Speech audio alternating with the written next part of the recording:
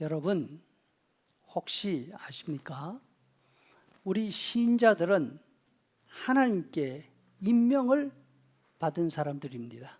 그래서 하나님의 영, 성령이 함께 하시는 사람들입니다. 하나님의 영이 함께 하신다면 뭔가 달라져야 할 텐데 무엇이 다를까요? 요약해서 말한다면 눈에 보이는 관심사가 달라지는 것입니다. 그런데 사람들은 하나님의 영, 성령을 능력 혹은 파워로 생각하는 경향이 있습니다. 사람들은 몸을 가지고 있기 때문에 힘의 한계가 있지 않습니까? 반면 영은 몸이 없기 때문에 몸이 가지는 제약을 뛰어넘는다 생각합니다. 더욱이 그냥 영이 아니라 하나님의 영이시지 않겠습니까? 그 능력의 크기가 얼마나 더 클까요? 하나님의 영 성령이 큰 능력으로 나타나는 경우가 성경에 분명히 있습니다. 하나님의 영이라 할 때 영에 해당하는 이스라엘 말은 바람을 의미합니다. 이 바람은 살랑살랑 부는 부드러운 바람을 말하는 것이 아닙니다. 이스라엘 땅은 사막과 바다 사이에 끼어 있습니다. 서쪽으로는 지중해가 있습니다. 동쪽으로는 요르단 광야부터 시작해서 거대한 아라비아 사막으로 이어집니다. 동쪽에서 불어오는 바람은 뜨거운 열풍입니다. 이 바람이 불면 땅에 있는 푸른 것은 모두 말라버립니다. 서쪽에서 불어오는 바람은 습기를 품고 있는 바닷바람입니다. 이 바람이 불면 폭풍우가 몰아칩니다. 따라서 이스라엘 사람들에게 있어서 바람하면 힘을 상징하게 되어 있지요. 반면 에스겔서에 보면 하나님의 영은 바람이 아닙니다. 혼입니다. 생명입니다. 이 혼이 마른 뼈다귀 안으로 들어갔을 때 마른 뼈들이 살아나 건장한 군대가 되었습니다. 오늘 본문에서 말씀하는 하나님의 영은 강력한 힘을 가진 바람이 아니라 사람 속에 들어가서 변화를 일으키는 생명을 이야기하는 것입니다. 이 생명은 변화를 일으키는데 그 변화가 바로 사람들이 생각하는 관심사에서 일어납니다. 사람의 눈은 눈으로 본다고 앞에 있는 것을 다 보는 것이 아닙니다. 관심이 없는 것은 눈에 보이지 않습니다.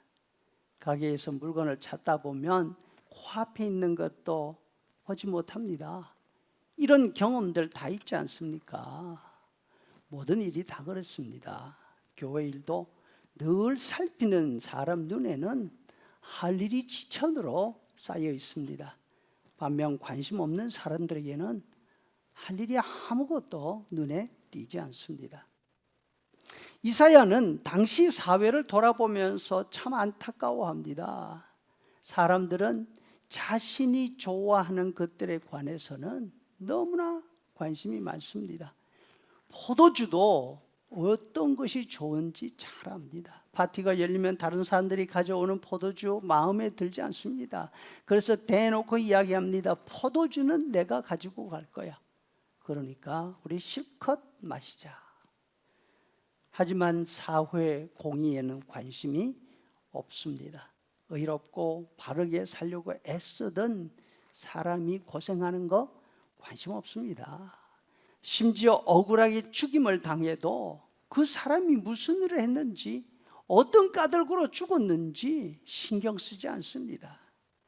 그런데 하나님의 영이 함께 하시면 관심의 대상이 달라집니다. 눈에 들어오는 세상이 다르게 보입니다. 이전까지는 자신이 좋아하는 일만 눈에 보였습니다. 이제는 달라졌습니다.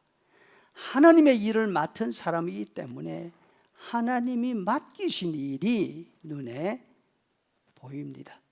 1절에 주 여호와의 영이 내게 내리셨으니 이는 여호와께서 내게 기름을 부으셨기 때문이다. 하나님의 영을 가진 사람은 능력에서 차이를 보이는 것이 아닙니다. 하나님의 영을 가진 사람은 보는 것에서 차이가 납니다. 하나님의 눈으로 보고 하나님의 마음으로 생각합니다. 하나님의 영을 가지고 있기 때문입니다.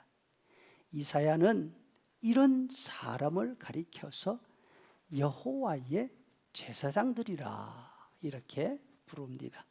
6절 오직 너희는 여호와의 제사장이라 일컬음을 받을 것이라 하나님의 봉사자라 할 것이라.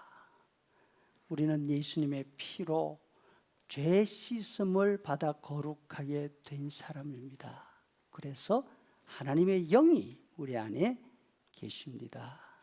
가난한 사람, 마음이 상한 사람, 억울한 사람들의 심정을 하나님의 눈으로 보는 하나님의 제사장들이 될 수 있기를 소원합니다.